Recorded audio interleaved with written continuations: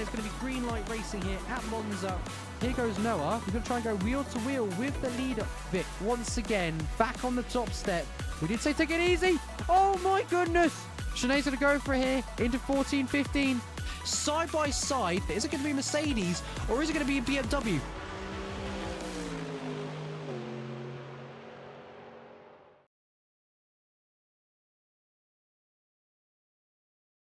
Right, going.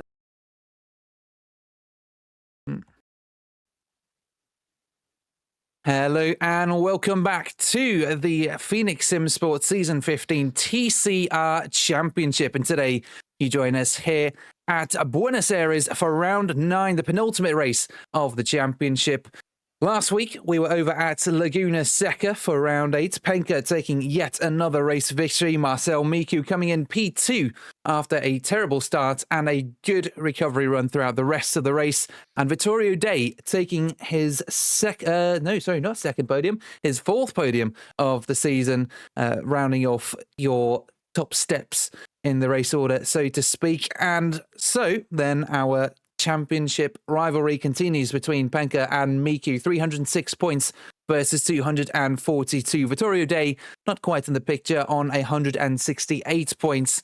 He's going to be fighting hard to make up all of that ground, but he has got a Weber Narashto to worry about on 126 behind. Jack 0391 on 120 in P6. We've also got that battle for P3 in the championship still live as well. My name is Yanis, and I'm joined here tonight by Arthur. Welcome, sir. How are you doing? Yeah, thank you, Yanis. Really looking forward to this race. I think all around today we will have some great battles for the championship. And yeah, I do have to say, honestly, it's looking very unlikely for Marcel Miku, but anything can happen this race. Yeah, the points difference is currently 64 points, and the amount of points that you can receive for a race win is 50. So even if he does win this race and Penka retires, he still needs to make up 14 points. And on top of that, the difference between P1 and P2 is coincidentally 14 points.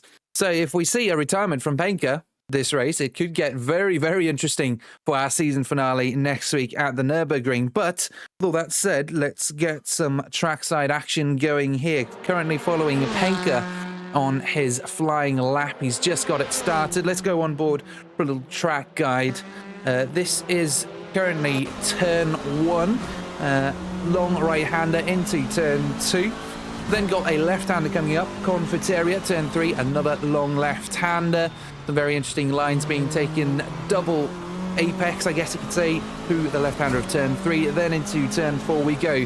Going to be 2 right-handers next, turn 5, and then turn 6, confusingly called curva number 8. I'm assuming that's because there's a different circuit layout that maybe takes this as being turn 8. I have no clue. Then it's a very, well, I say very long straight. It's going to be a decently long straight down into turn 7 called Ascari, obviously named after a very famous Formula 1 driver. And then into turn 8, a sharp right-hander hairpin.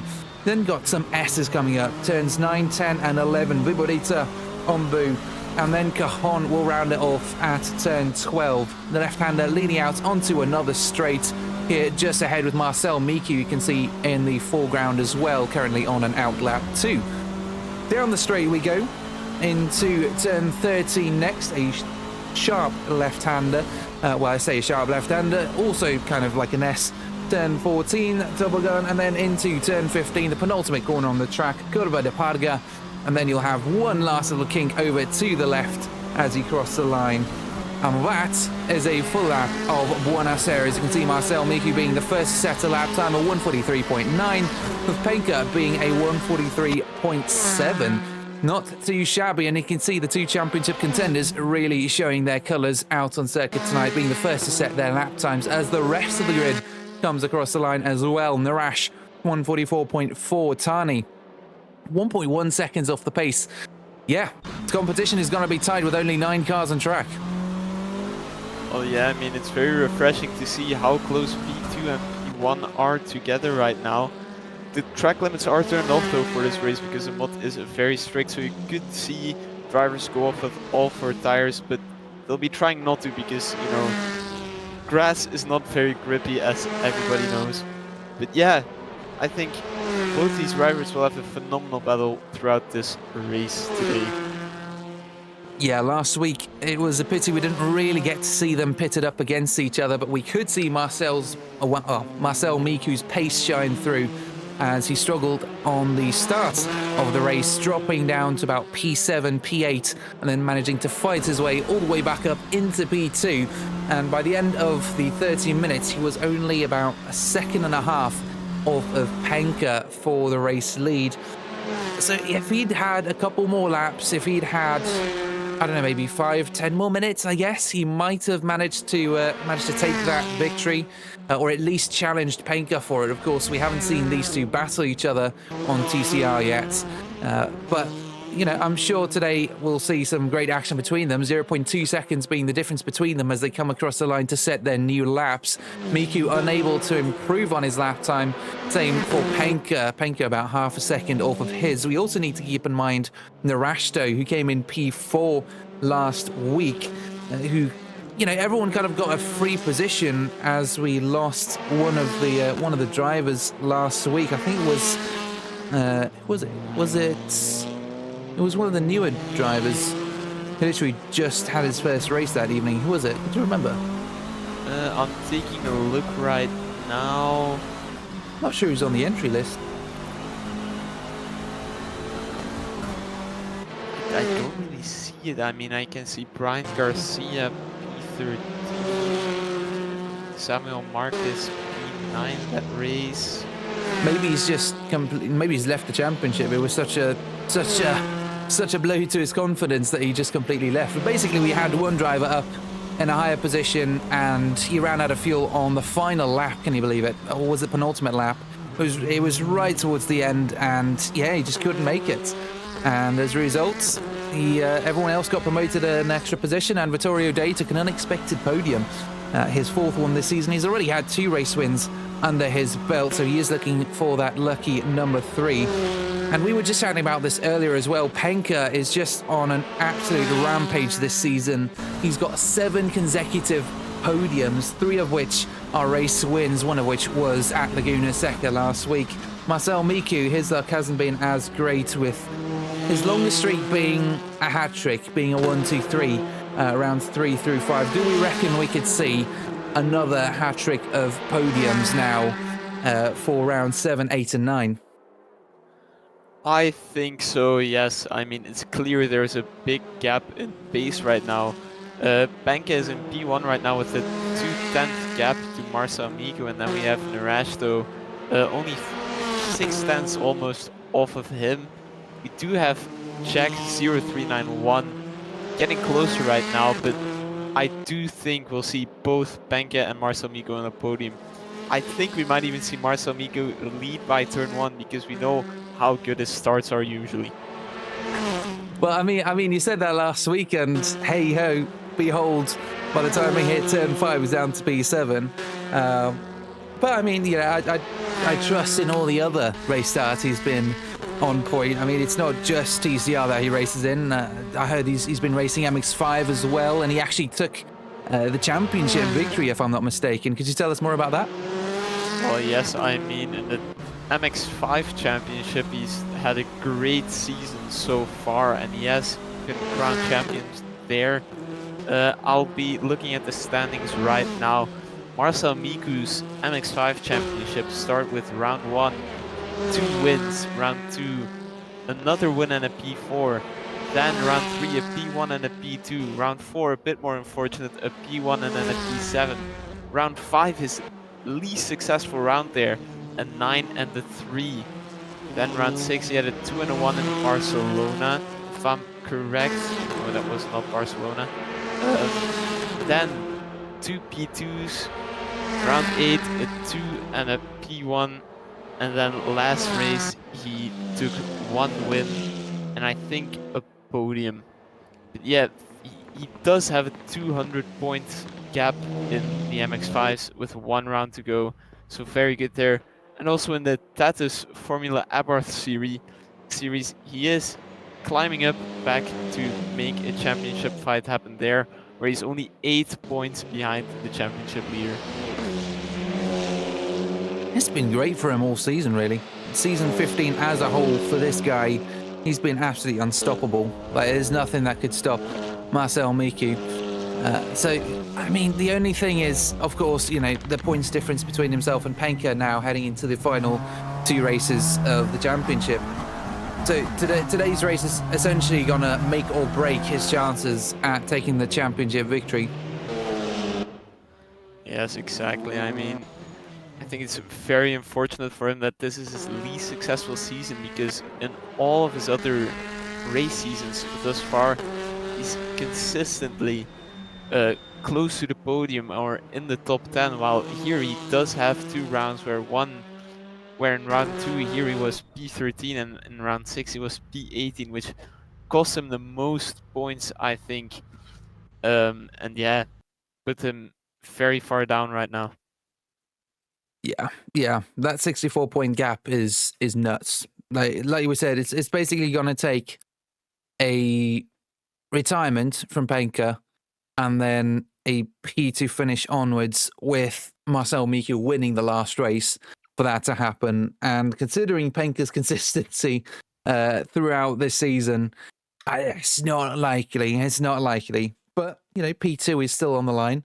P2 is still up to fight for, although Vittorio Day is quite a long way down. He's about 80 points, 70, I think it's about 74 points difference between P2 and P3, so he doesn't really have too much to worry about. It's really just trying to hold out hope that he can maybe take the championship victory next week at the Nürburgring. Well, yes, exactly. I think the driver who should be worrying is Vittorio Day, because there are a little over... No, it's 22 points to P4 right now, who isn't that far off of P5, who also isn't that far off of P7, I think. No, I mean P6. Misspoke there. So I think Vittorio Day will really be looking out the next few races to maintain his position, because it is at massive risk right now. Absolutely. I mean, that P3, P4, P5, P6, I mean, really the closest battle I could see on here is going to be between Weeben Rashto and Jack 0391 for P4 at the moment. There's literally only 6 points difference between them. It is very, very close between those two for P4. 6 points difference. How does that look in terms of position-wise? I think, depending on where they finish, it could be 2-3 places as a gap, except if one of them is able to finish on the podium. So I think that could definitely throw a wild card in there. Oh, absolutely. I mean, that's what happened to Vittorio Day. Just like out of nowhere, suddenly managed to make a position after a DNF, and hey ho, got on the bottom step of the podium, P3 for you, baby. And Jack wasn't too far behind as well, P5 for him, Weeben Rashto P4. So yeah, it literally is just that difference of getting up onto that last step of the podium. And today here, that's going to be super important as well, since we only have about 10, 11 drivers out on circuits. It's going to be tight. Yeah, exactly. I mean, both Jack and Narashto have a personal best finish of P4, so we'll see if one of them is able to make it on the top step here today. I mean, bottom step of the podium. Misspoke there. Either step of the podium, really. I don't think they'll be too fussy which step, really. Yeah, true. As we wait for the lights to come on, the 6 red lights are about to come on. Here we go. Buenos Aires, round 9 of the season 15 TCR Championship here at Phoenix Sim Sports. And it is go time. 13 cars go roaring down to turn 1 to start. Half an hour of racing, and it's been a good start for Penka. Although the other cars are also making their way there. Vittorio Day right up the inside, already taking that position right from the get-go. It's been a good start for him. Penka struggling. Day in the background, not doing too well. Marcel Miku takes the race lead there. Narash in P3. There's been a bit of confusion really with all the connection issues, but Vittorio Day dropping. Marcel Miku making the most of the chaos on the race start, and he's done very well to take that race lead right from the get-go, exactly as you foretold, Arthur. Further in the background, we've got Tani and Piazza also having a go at each other for P4 as they make their way down the hill now into turns 4, 5, and 6. Piazza now under threat from the other Audi as well as the rest of the grid struggles to keep the cars on track. Tani going wide. There's J0391 making a position as well. Tani dropping further and further down the grid. Petraglio also mixed in there for P7 in the Cupra around the outside of Samuel Marquis. Also taking a look at Tani, but it's going to be around the outside for turn 8. It's going to be a sharp right-hander here. Depending on their exit, he might have this done and dusted because we've got the S's coming up now as well. Turns 9, 10, and 11, all the way through 12. Still side by side, the two Cupras. And there we go. Petraglio just managed to keep the momentum going, but he's dropped it out onto the grass. As in the background, we also have Billman and Garcia side by side for P9. This is amazing racing. Yes, exactly. I mean, Marcel Miku, electrifying start at the right there. I also saw Vittorio Day having a very good start there, but it looked like he lagged as we see a car on the gravel right now. So Vittorio Day, I mean, he does have a position back again right now, but he really dropped far back since he did start P3 this race. Yeah, P10, it was just a terrible, terrible start. I mean, just the lag at the start kind of made it seem as though he'd had an absolutely brilliant start, but down to P10, it's not going to be the best of positions for him. I'm also taking a look at Marcel Miku's position right now, half a second ahead of Penka. Last week we saw that pace difference between the two come out a bit more, and like you said, we could potentially see Marcel Miku stay ahead and then just keep pulling and keep pulling. He's got that clear air ahead of him. Consistency, that's going to be his aim for this race. Yes, exactly. As you can see, the car is really drifting around the corners at times. The front-wheel drive helps with that, but they don't want to be doing that too much because it does put you at risk. As they're right now on the main straight following Leila Petralia, who's going to head into turn 7 right now, a flat-out right-hander called Ascari. She does seem to have a bit more pace, but I don't think she will go for a move. Oh! That's contact into the hairpin of turn 8. My god, what was that? I mean, either, I think it is Marquez. I mean, either he broke too early or Petralia broke too late. Either way, horrible piece of contact. Good sportsmanship though, as position is given back. We're following Panker right now, who's catching up to Marcel Miku. 0.3 seconds. It seemed to get very, very close there around the outside. Penka had to take a different line as he now has a slipstream heading into turn 1. Goes down the inside. He's having a look. He's had more than a look. He's now down the inside. Contact between them as they head into the braking zone. Very far to the center of the circuit. Penka has got that move still, but he's gone completely wide. He's overcooked it on the exit, off into the gravel, into the grass, but he's still side by side with Marcel Miku here for the race lead.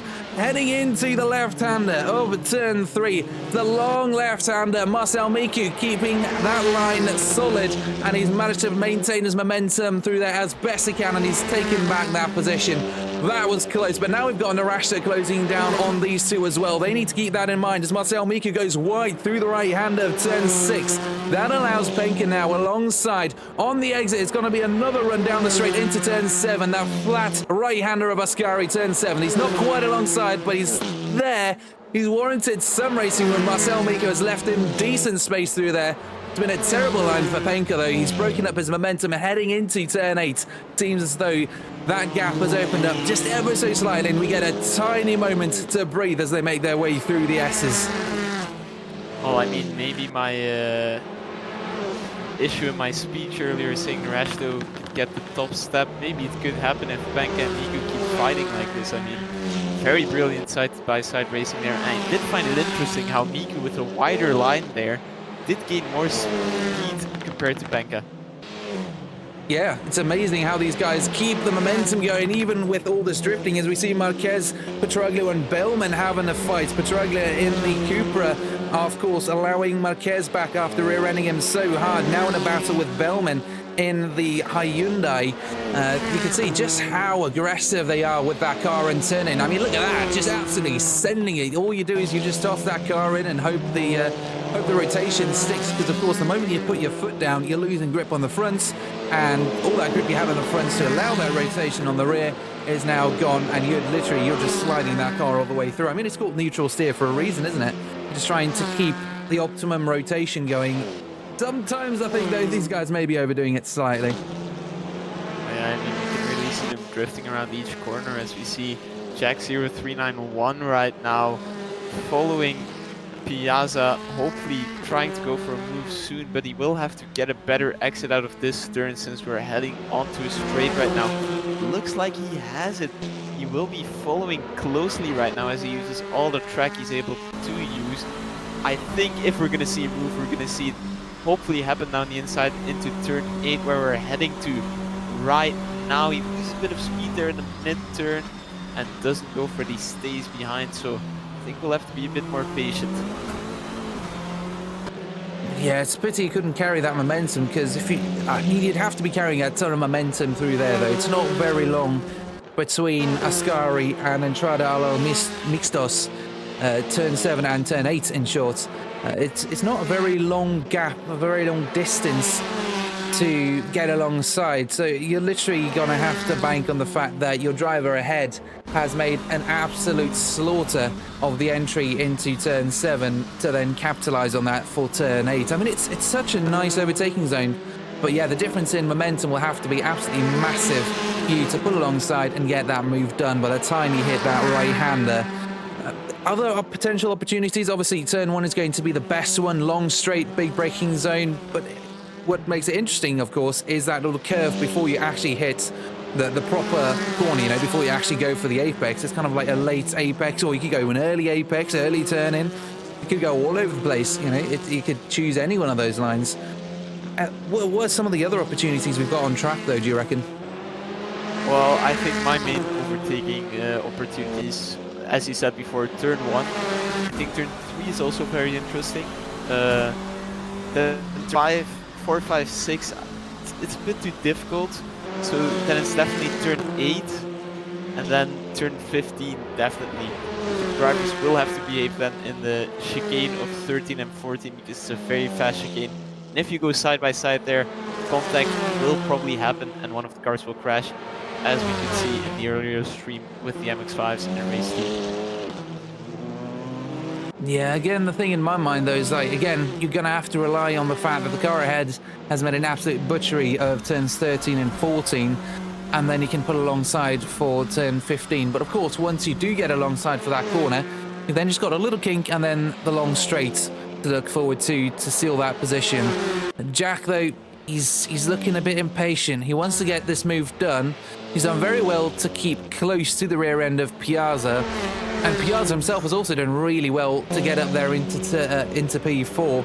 Piazza so far has not managed to secure a podium yet. His best result has been P4 in round 7. As we see Jack now alongside with Piazza, not quite. He's in the slipstream. You can see Piazza getting a bit uneasy there, over to the center of the track, defending his position, heading into turn 1. Here we go. Under braking, Jack stays on the optimal line, defends from Samuel Piazza, but that doesn't matter for Jack. He keeps it going round the outside. Now he's heading into turn 2, another right-hander, but he's managed to keep that momentum going, and it's a stunning move from Jack round the outside of turn 1 and turn 2 to take P4 away from Piazza. Brilliant move. I must say, if I were in Narashto right now, I would be sweating and getting the pace up, because it is his direct championship competitor right now in P4, while he is in P3. They're pretty much fighting for both of their best season results right now. And I must say, as Jack goes onto the grass, that he does have a very good mid-corner speed. We could really see that in the final corner, he gained a lot of time. But now he's got to try and close on this driver, Weber Narasho in the Audi, currently 4.2 seconds ahead of Jack. But in the time that we've been chatting, in the time that he's made that overtake and he's had a little bit of clean air, he's already closed down 0.2 seconds. He's already closed down 0.3 on the Audi ahead of him, this blue and yellow Audi here. I don't think that gap is going to stay up there for much longer. Give it maybe 5-10 minutes before this happens, and then we'll be about halfway through the race. We'll have this absolutely awesome battle for our final podium position. But thinking about podium positions, look at the drivers in P1 and P2. Marcel Miku and Penka are current championship contenders. 2 seconds difference there. Something's happening there. Well, I think Penka, after that battle, realized if he wants to finish this race, he will have to yield for now. I think we're definitely going to see a late charge around the last 10 minutes of the race, because then it's really getting real the end of the race. And I think fighting right now, he realizes is futile. Why do it? Why put yourself at risk for the race? Yeah, it just isn't smart, as I think we see a lapped car up ahead in front of Marcel Miku. Ooh. Yeah, you're right. So we got Marcel Miku here. Here's Penka. Who was that just allowed him past? That must be Keith. Yeah, that's Keith. It is Keith, yeah. 22 YT, 1 minute and 2 seconds behind Billman. So he's had a tough race. This Cupra driver struggling. We see Narashto also catching up on him. Now that's going to be an interesting thing to keep in mind as well, how traffic will affect your racing line, as, yeah, unfortunately in the S's there's nothing you can do really if you're the driver ahead. It depends really on the rules of the formula that you're racing. But in GT3, I know, all you have to do is just stick to your line, stay predictable. On a straight, just lift off just a little bit to allow them past. But in general, it's up to the overtaking car to make that move safely. And yeah, in that case, if it were the S's, Keith was very much allowed to just stick to his line. It was then up to Narashto to make sure that overtake was done safely. It does depend on the formula though. In F1 they have, I think it's 2 or 3 marshal posts before they need to let someone by. It's yeah, I'm not sure what the rules are in touring car. I think here it's more of down to the lapped car to decide what he does. I don't think it would be smart to impede. If I were a lapped car in this situation, I would just try and wait for a straight where I can let the faster driver pass. But yeah, unfortunately that didn't happen for Narashto. I hope it didn't cost him too much time compared to Jack 0391. Because I mean, that's going to be a fight to look forward to near the end of the race. Yeah, the gap currently at 3.8 seconds. It doesn't seem as though that incident cost him much time.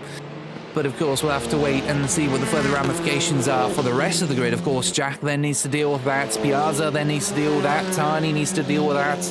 And then, we just see all these knock-on effects, the snowball effects that might happen, chain effects that could happen from all the traffic. And then, of course, you might get the odd event here or there where you might get, I don't know, P5 and P6 fighting for position, and then you got P1 and P2 coming up and they're fighting for position.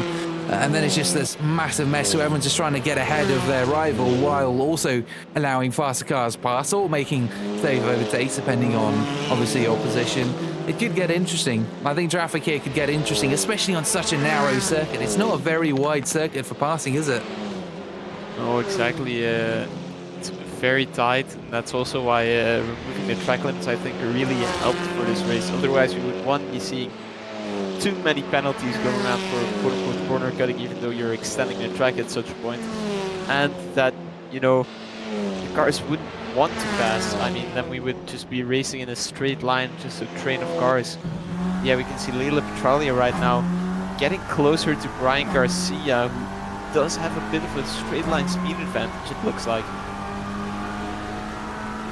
Yeah, Leila was ahead of Garcia. Garcia's done really well to close that gap and make some positions as he decides to go on the inside line for defense in turn 1, but we've seen that work out terribly for some of our drivers previously, as they are now virtually side by side. Petraglio almost alongside through turn 2 and turn 3. Now into the left-hander turn 3 we go. Garcia still ahead, going for the cut back. Petraglio not quite. Oh, sorry, Petraglia not quite having as much luck as we see Keith disconnect from the server. It was a terrible run from Garcia through there, and I suspect maybe that notification also put him off his racing line. Garcia losing out to Petraglia for P9 there. Keith, what's happened there? Do we know? I mean, either just giving up after such an unfortunate race or a connection issue. Could be either, really. I mean, no offense, there was nothing much more you could do. I mean, was in for points in even P12 right there, so yeah, I'll take a look at the championship standings and see where he sits there. It's just, I always find it a bit triggering when drivers leave just because they're not doing well.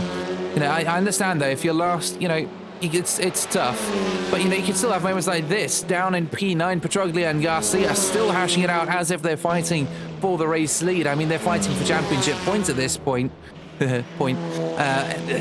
Half a second between them as they head up the hill after turn 15 and now turn 16. Petroglia ahead, Garcia not quite happy to allow the Cooper through after such a stupid mistake. Well, I say stupid mistake. After such an easy mistake out of turn 3 and into turn 4 and turn 5. I'm sure he'll be looking to rectify that mistake as they go through turn 1. It's a better line for Garcia. Gets the line right through there, 0.3 seconds now, heading into the left-hander of turn 3, Confiteria. Or is it Confiteria? Yeah, I always get those two mixed up. Oh, I had to look at the before. championship. I had to look at the championship standings, and I could not see Keith there. So unfortunate for him, but yeah, stuff happens. Oh man. But yeah, I mean, it's always tricky. If you don't know why they left, you can't really say anything with much certainty. But for me, I've had it once before where someone left and they clearly stated, I'm not going to win this, so what's the point of racing? And it was just kind of saying, man, that's not exactly what racing is all about. Hold that thought. Petroglia goes off. Garcia closing ground through the S's. Thought we might see something into turn 12. There we go. The gravel and the grass kicking in on those tyres. The moment you go off, that grass and stuff sticks. Oh, it's contact between them. Oh, the Hyundai is out of control. Petroglia, again, really good job slowing down and allowing that car back on circuit first. The only thing I have against this is, of course, if they have some racers behind them coming in at top speed and that yellow flag has not gone out yet. That's the only issue, is if there were drivers behind them coming in at top speed, that would actually be more dangerous because they're blocking the entire circuit. But otherwise, I admire the sportsmanship from Layla in these situations. Oh yeah, I mean, it's clearly something situational. If you're in a race with a crowded track, you cannot give the position back immediately. In this case, they did have the opportunity. They went for it, but yeah, still best not to make a reflex off of it. I mean, but about what you were saying earlier, I must agree. I mean, quitting because something isn't going wrong doesn't help. Personally, even if I'm doing very badly in a race, I still try to continue onwards because you can learn from it. For example, I have a Hockenheim race in a Porsche GT3 on Sunday. It's not my best track, and the car in some corners definitely isn't helping, but I will still do the race. I know I might have a spinner at some point, but it won't motivate me to quit. It will just motivate me to keep on going forward and hopefully score some points at that point. And it's always those circuits that you dislike, or those tracks which you find most difficult, which teach you the most really about your car control, your skill level, how it compares to the other drivers around you. Yeah, it's really nothing like learning from your mistakes and those days where it's all just going wrong. Plus, you just never know what might happen. You know, I've had races where I think we had an absolutely terrible run at Spa this one time on Assetto Corsa Competizione. We were down in P29 after some crashes and, you know, some unforced errors, completely outside of our control. And, you know, we're just racing, final lap. I'm so far behind, I'm thinking, oh, well, why not turn this into a meme, do something crazy as we see Garcia go wide, do something crazy, allow Petroglia back. You know, something stupid, you know, just crash on the finish line or just take as long as I can around the lap, you know, just to I don't know, make it kind of funny. But, you know, I just kept going, and literally bus stop chicane, we had the two drivers ahead of me wipe out, and they had some penalties that kicked in post-race, which gave me 2 extra positions and a championship. it's stuff like that. You know, you just can't write those moments unless you keep going, unless you just keep pushing to the end. Yeah, no, exactly. I mean, I have had 2 races myself where before, I mean, one was a GT3 race around Watkins Glen, where before I was very unconfident. I kept spinning out. I even spun out at some point in the race. I still was able to get a podium that race, despite everything going wrong at times. And then another race, Road America, where at the start I got blocked in, got taken out by a Toyota, still managed to finish P4 despite being P13 at some point. Anything can happen in a race to your competitors and to yourself. So no matter what in a race, you shouldn't give up, because the car ahead of you might just spin out 3 times or something. Absolutely. Or in our, I also put, I know we're talking a lot about our experiences, but you know, it's the only reason we think these things is, sorry, let me start that over. I'm not quite thinking this through properly. But, you know, the reason we keep mentioning this is because we speak from personal experience. We know this stuff to be true to us. You know, we know, you know it's legit. You know, if you just keep pushing, we know from personal experience it works. I was at Barcelona the one time, wet race, start of first lap, actually, turn 2 or 3. You know, that terrible, I think it was left-hander into another kink left-hander before you go right. And, yeah, got tapped on the rear. Dead last into the pits at the end of lap 1 as we see Billman just about hold on to that. Very well done. Good car control to keep that car just about on circuit, or at least not in the wall. But yeah, back to the race. The race I was talking about earlier. End of lap 1, dead last, just about to come out ahead of the race leaders. And we got our pit stops nailed throughout the race. The weather just kept changing at just the right moments in time, to the point where we managed to get up to, I think it was just within the top 10. We got up to P8 in a grid of about 20 to 30 odd cars. It's just, yeah, you'll never have those absolutely awesome moments unless you give them an opportunity to unfold, unless you keep pushing in these really difficult conditions. Yeah, no, I mean, I once got taken out in open lobby around Silverstone in the wet. My first wet race on ACC, got taken out. I started P2, got the lead by turn 1, was leading for a while, got taken out, and then after a while the guy himself just spun around and crashed, so still gave me the win. You never know what can happen to your competitors and to yourself, so it's always best to just keep on going. As we're looking right now at the timings, Marcel Miko is starting to extend this gap with around 7 minutes left. 3.3 seconds, Penka. Yeah, he's got his work cut out for him as we see the progress made for our drivers throughout this evening. Marcel Miku up 1 position, Penka down 1 position, everyone else making up 1 position up until you get to about P6 for Tani. He's made up 0 positions, he's about where he started at. Piazza doing very well this race, up 3 positions from where he started, currently in the top 5. Vittorio Day, of course, the driver that lost out majorly on the race start, from P3 all the way down to P3 all the way down to P7. 4 positions lost there. Marquis also one of the few drivers to lose positions here, and everyone else kind of in a stalemate. 0 positions lost for Truglia, 0 for Garcia, 0 for Billman. Yeah, I mean, down at the lower end of the grid, sadly, not a lot of position changes. We did see some battles there as Marcel Miku goes wide onto the grass. I mean, you see a lot of cars going off quite a lot. I mean, I know it's allowed, but it shouldn't be encouraged like this, sadly. I mean, half the fun of watching touring cars, though, for me personally, is just seeing how these guys throw these cars in. I'm not gonna lie, just the drifts and stuff, you know, even as we were saying, you know, Billman, he's 23 seconds off the pace. Doesn't matter, he keeps on going. P11 for him at the moment. And you can see, even though he is down there, he lost the car, managed to hold on to it just about as he headed into the grass. It's even though you're down at the bottom of the grid, you never know how skillful these drivers are. It's similar to F1, I think. You know, you see all these drivers struggling in the kick cars or, you know, the cars further down the grid. You see them struggling so much, but then you put them in a different car against some other people, you know, some regular drivers maybe, and they absolutely smashed them. You know, so even though these guys are not quite as good as their fellow competitors in this series, they are still absolutely phenomenal drivers. Yes, exactly. I mean, especially the resilience of not giving up is a great thing to see here, as Benka slightly caught up, but not enough. I mean, there are only 4 minutes left in the session. I don't think we'll see many more moves happen.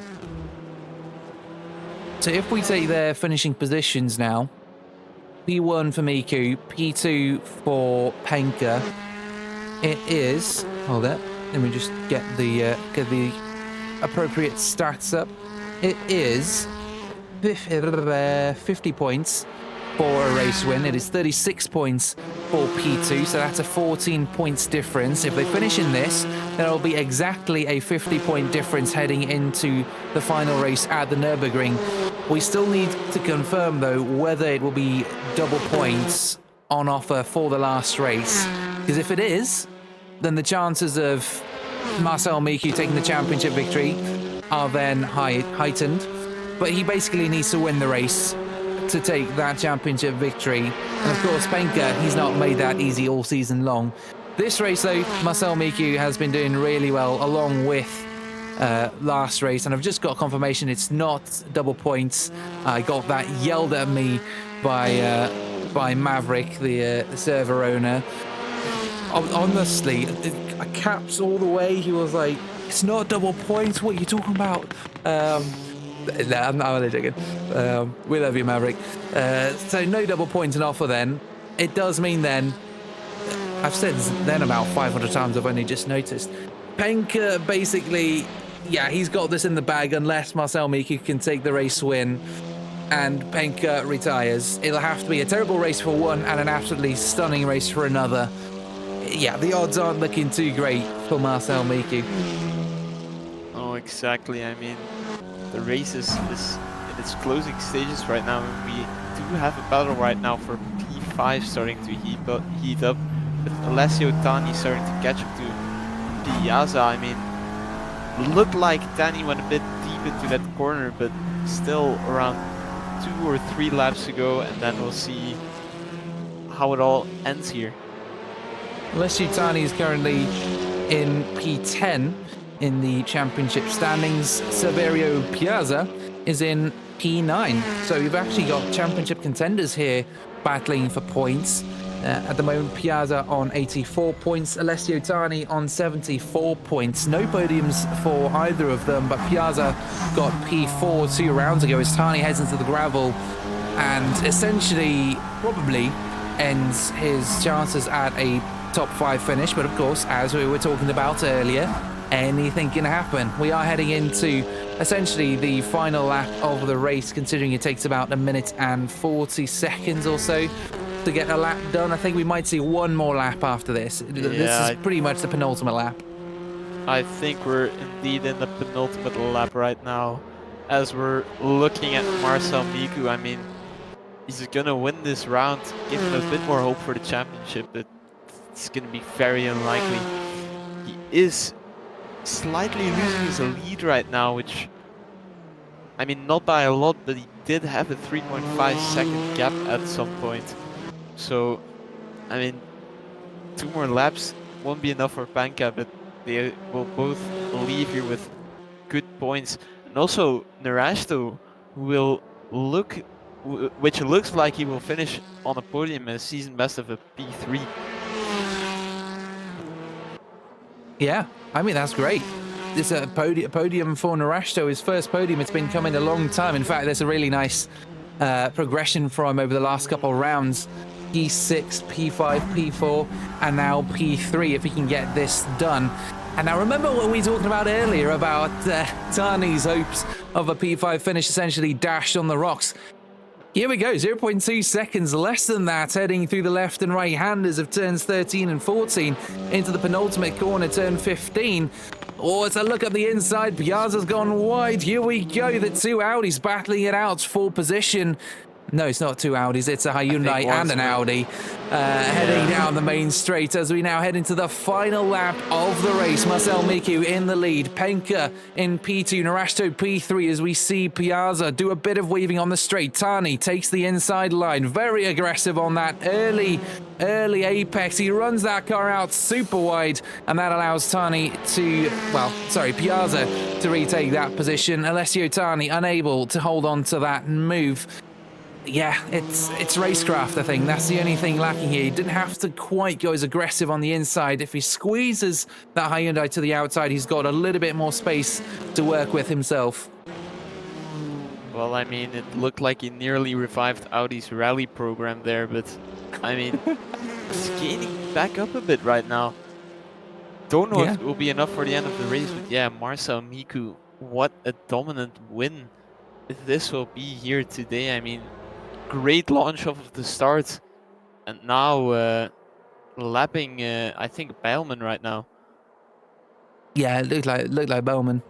And Piazza and Tani swapping positions back and forth, but we also need to keep an eye on the race leader because he is now coming around the penultimate corner, turn 15, and now turn 16. Marcel Miku, 2.4 seconds ahead of his championship rival. Marcel Miku wins round 9 of the season 15 TCR championship here at Phoenix Sim Sports. Penka takes P2 and Narashto will take P3, his first podium of the season. But we also want to keep an eye on this battle heading into turn 8, and now Piazza and Tani. No, this is going to be turn 15, apologies. 0.7 seconds, 0.6 seconds, half a second, closing. And it is Piazza who takes P5. Tani, he had the pace. We could see that outright pace coming through towards the end. Unfortunately, unable to take that position. Marquez in P8 after some contact early on in the race. Great recovery from that. The position was given back at that time as Petralia drifts right now at the exit of the chicane, heading through the final turn, as she will take up P9 with Brian Garcia being P10 and Beilman looking to finish P11. Not too shabby from our 11 finishes. We started off with 13 cars. We had a disconnection from Keith. We had some other issues here and there. And it all ends up with Marcel Miku on the very top step of the podium. Penka P2 and Narashto first podium of the season in P5. We also have Marcel Miku taking his third podium in a row for starting at round 7. That's his second hat-trick of podiums for the season. Penka, of course, continues his massive long streak of 8 podiums running in a row. So if he manages to take a podium next week, he's completed a hat-trick of hat-tricks, 9 victories in a row. That is some absolutely insane statistics. Exactly. I mean, I must say, I found Laguna Seca a bit more entertaining, but this race definitely also had its very great moments and very great drives from all the drivers today. Yeah, I mean, I feel like this race has allowed us a little bit of space between the really intense bits of action to just take a step back and talk about these different aspects of racing, different aspects of the championship. And now we have some time to talk about the championship prospects for some of our drivers joining the commentary box up here, up high in the sky. Marcel Miku, congratulations on the race win. Thank you. Absolutely brilliant race. How'd you do it? Well, it wasn't the cleanest, I can say that much. I was, taking grass everywhere. I was basically zigzagging between grass and grass. But it was overall quite a good run. Of course, not the cleanest, but because, of course, my car was quite loose, and of course, I was zigzagging between grass and grass. It was a competition of lawnmowers today. It was the international lawn mowing competition here at Buenos Aires. Round 1 started here, round 9 for Phoenix Sim Sport. Yeah, to be honest, I was doing quite a bit of lawn mowing. Oh, I'd love to see a championship based around Buenos Aires. I mean, we've got 15 circuit layouts to use. You know, that's potential for 15 different rounds of lawn mowing competition here. Oh, mate. And then Petraglia as well, coming in at P10 today, I think. Nice. P9. There we go. Top 10 finish. How did that feel having some... well, I mean, it's been an interesting race, to say the least, for you, Layla. Let's hear Yeah. from your side. I reckon it was a bit of a childish thing Mhm. for what happened. Basically, I came out of that corner faster than him by quite a while, honestly. And by the time of the braking zone, I was a bit inconsistent on that braking.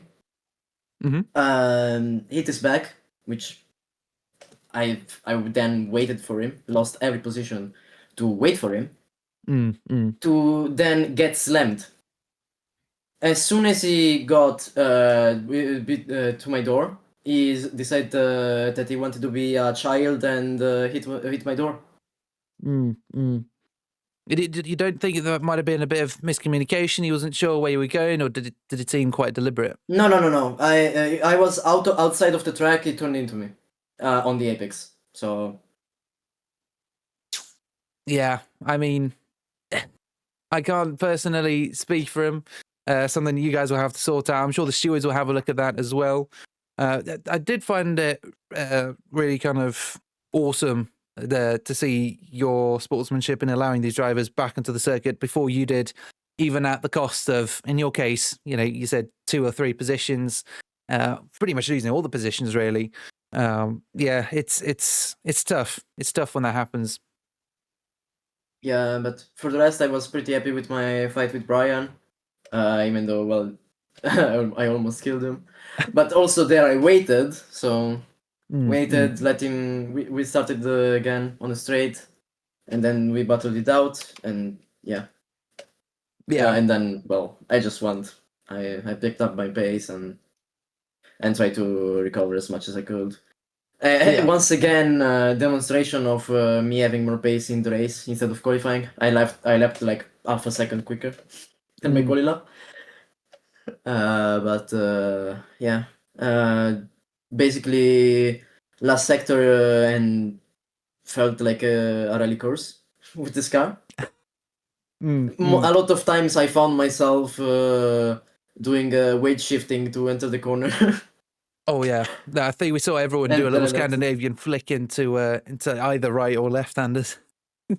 Not even a flick, bro. It's just letting the car weight shift. So barely move the wheel during that. Just lightly give it the input to turn, and yeah, a bit of wide exits, but yeah, it felt completely like a rally today. I mean, you've got no track limits, so I mean, might as well just abuse it. So yeah, it's not really abusing it, but yeah, I try to stay in, but kind of complicated with the understeer of this car. It's just a bit so, about the turning. No, it does seem like an absolutely amazing car to try and drive, though. Seems like tons of fun to maneuver these cars. It is a lot of fun, yeah. And I mean, it's a hard car. It's a hard go for car to master. I can say that much. Yeah, I mean, it's kind of easy to pick up, but then just comes the point of maintaining it because, again, as I mentioned, if you go too much into the corner, you are gonna get a bit of slip, and of course, that's not what you want. And then the suspension ain't exactly the best either. Yeah, it's a delicate balance, isn't it? Yeah, it is quite delicate. I mean, even though I did have an anti-slip setup, it wasn't exactly quite anti-slip. I still kept slipping through some of the corners. I think my crew are definitely gonna have to get a look at that one and see if there's anything that can be done. What do you think could be done to kind of fix that issue? What's the first thing that comes to mind? Honestly, it's just going to be a case of trial and error because, a little tweak I could do could actually do a lot more than you think. Yeah. And then if you've got all these little bits and bobs that you can do, all these tiny little tweaks that you kind of set out in a list, you can't just do all of them at once and then see how the car feels. You need to take it one at a time, see the difference between each kind of tweak. You can't just go all in. Like you said, it's just going to be trial and error. It's going to take a lot of time. Yeah. Honestly, since the start of the championship, I've been using Donington Park setup, but it's been working for that one part. But yeah, I honestly had the most fun today. I think I always run -10 wing, so I have a bit of oversteer, which makes into funny rally moments. But yeah, but today just aerobit in my ears, full focus on the race, and go on with my life, you know. I mean, I'm Yeah. running hero and I'm still getting slip. Yeah. No. I'm kind of surprised you're not getting a total amount of slip, Layla. I mean, sometimes I do kind of like turn that corner into a drift, but I've had I've had a couple of episodes where I ended up drifting into the corner. But yeah, I find it more funny like this, a bit of more unstable but fast, because on the straight -10 wing is a big of a difference, and also makes a bit for fun in the fast corners, you know. And I mean, it's also the difference between the different types of cars, isn't it? You know, the Cupra being just that little bit more kind of unstable, I guess you could say. Yeah. Yeah, it's just the differences between different car trims. Potentially. Yeah, I mean, honestly, also like the -10 wing is also about how you want to drive the car is how you set it up. So me personally, like unstable and fast is basically my style. So I already had my episodes with this car, honestly. This first season, I'm taking it as a bit of a trial to see how everyone acts in the car and see their pace. But from next season, I'm gonna try a bit harder. I know that I can win these cars since I've done it before, so I have confidence in a possible podium and a win. And will that also be on the agenda for next week at the Nürburgring? Will they still kind of be testing the waters, or do you reckon you'll start pushing next week at round 10? Lucky me, because I already have a setup. I ran Nürburgring for another championship in the past, but I probably have to tweak it since it was the full layout, so even the Grinnell and not just the GP part. So I will tweak it a bit probably, but mainly it will be the same. Yeah. I mean, that's how you find pace, isn't it? Is you take a base setup and then you kind of tweak it. Again, like you said, just until you hit a pace or a certain, I don't know, a certain characteristic from the car that matches your driving style. So for me, it's fairly stable, but I also still want a little bit of rotation under braking. So typically for me, all it is just adjusting the brake bias. But obviously it might depend, it changes for different drivers for different aspects. I mean, personally, I find a lot of rotation out of the brakes. I am running on this car 53 to 54 brake bias. Whether on other cars, I'm usually around 56 to 58. So I definitely go for a bit of brakes rotation on this car, which is needed, obviously, because of the drivetrain. But yeah. And Marcel, It's like you said. yeah, sorry. No, it's as you said, it's pretty personal. Yeah, it changes from driver to driver, car to car, track to track as well, conditions to conditions. You know, if it's sopping wet, you're probably going to go for a more stable setup, isn't it? A little more brake bias to the fronts, maybe. Yeah, it's very situation dependent. And Marcel, Miku, how are the prospects looking for you into the Nürburgring for next week? Well, in terms of the final run, I mean, mathematically, I am still in a chance to get the title. but it's gonna have to be quite a miracle. But Oh, if yeah. it does happen, then I basically have to win the run for me to tie with Penka.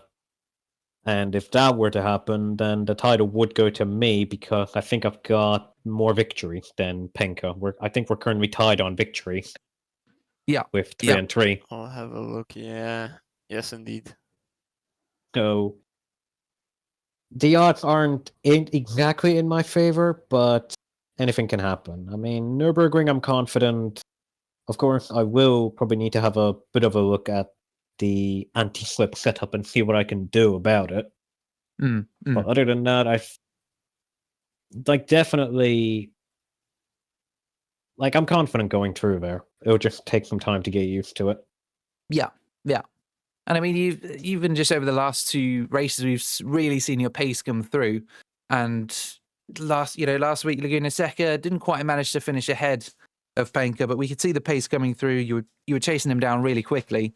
And tonight, obviously, once you maximise your start and got ahead, you're gone. So I can imagine if you're comfortable heading into the Nürburgring, I could definitely see you taking a race win. But then, of course, depends on Penka's performance, and then you just need to keep an eye on what's happening there. Because, yeah, like you said, it's going to take a miracle. It's essentially going to take a retirement from Penka in order for you to take the championship victory.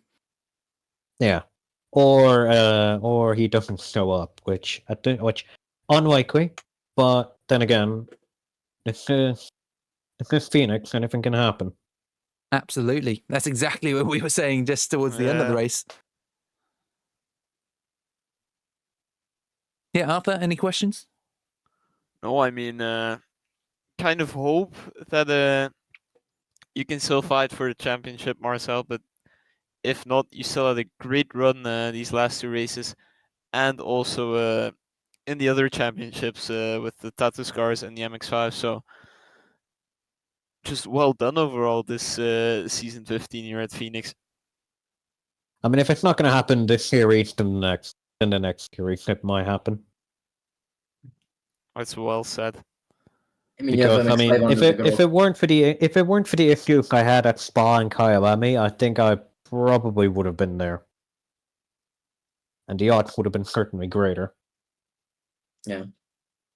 But unfortunately, the Lords weren't exactly that kind on those 2 occasions, and unfortunately, I'm basically in a all or nothing scenario.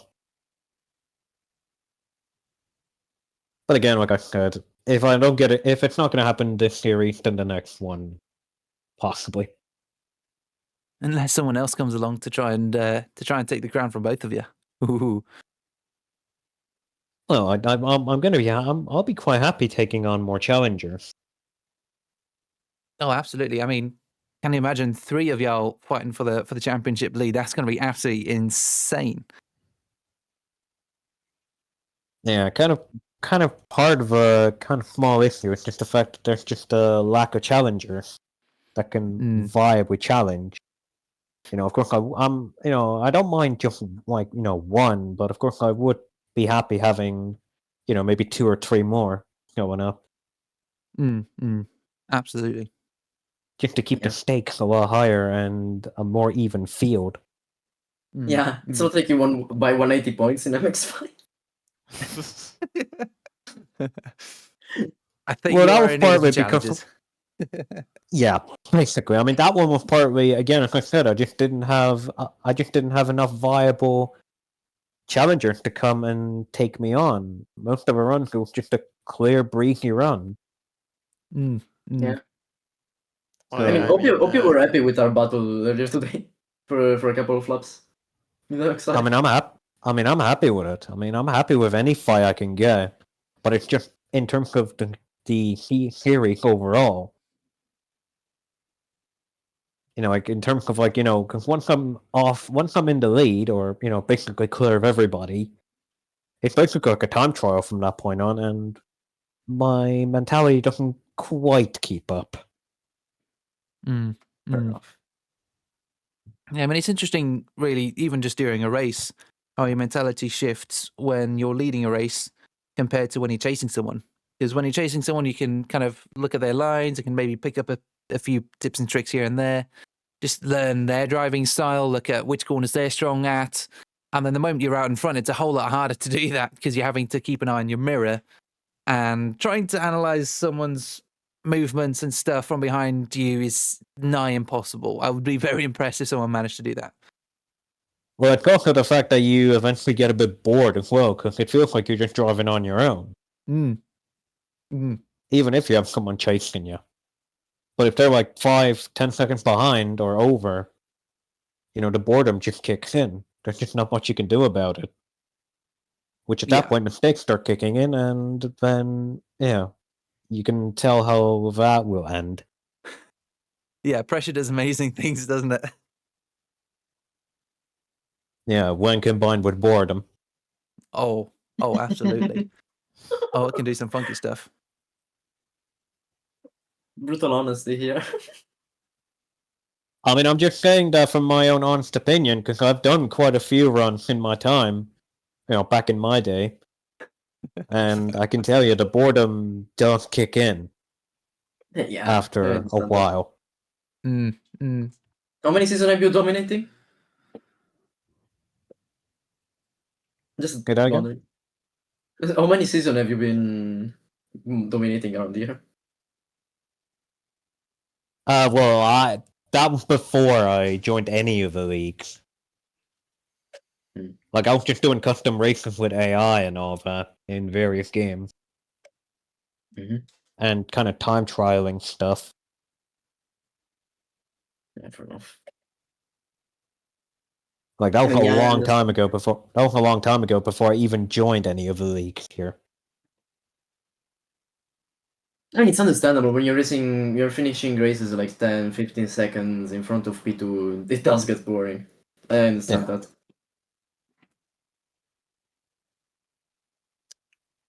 Yeah, it's a different thing when you're out in front.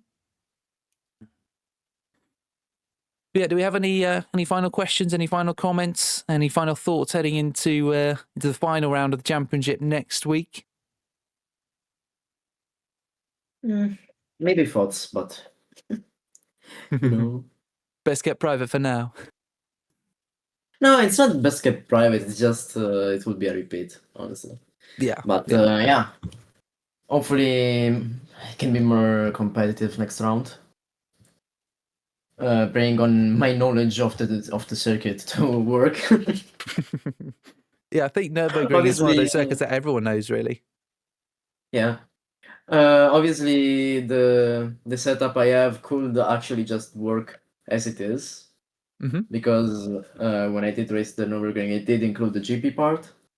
So it might be good, but what gets me is the extended physics. Yeah. I'm used to racing without, so every time getting near, every week, it's a bit of a punch in the eye at first, but you'll get over it. Slowly. Like you said, next season, that's going to be your challenge. Marcel Miku, same. Next season, it's going to be your guys' time to shine. Hopefully, yeah. Awesome. And certainly I'm looking forward to giving the crowd what they want. They want action, so they'll get it then. Oh yeah, no, we've had absolutely amazing action last week and tonight. It's been absolutely amazing. Yeah, you should have seen race 2 on MX5. Oh yeah, no, I watched a little bit of the race start just now, and yeah, it was nuts. Cars flying left, right, and center. It got crazier as it went, honestly. Oh yeah, I imagine. So yeah, if any of our viewers want to watch that again next week, we've got our final rounds in the championship happening next week, at least for TCR. I imagine for MX5 it's fairly similar, is it? Do we have MX5 on next week? For MX5, yeah. So basically next week is going to be the last rounds of each respective championship. We've got Tartus, we've got MX5, we've got TCR. All of that will be happening next week, the usual times, Thursday and Friday evenings here on Phoenix Sim Sport. Be sure to join us as we await a very tense final race here at TCR to see whether Penka can hold on to the race win, or miracle upon miracles, Marcel Miku takes 2 championships in one blow at season 15 here at Phoenix Sim Sport. Thank you guys so much for joining us. I'm Yanis. This has been Arthur. We've had Marcel Miku and Petraglia with us, and we'll see you all next week. Thank you so much for joining.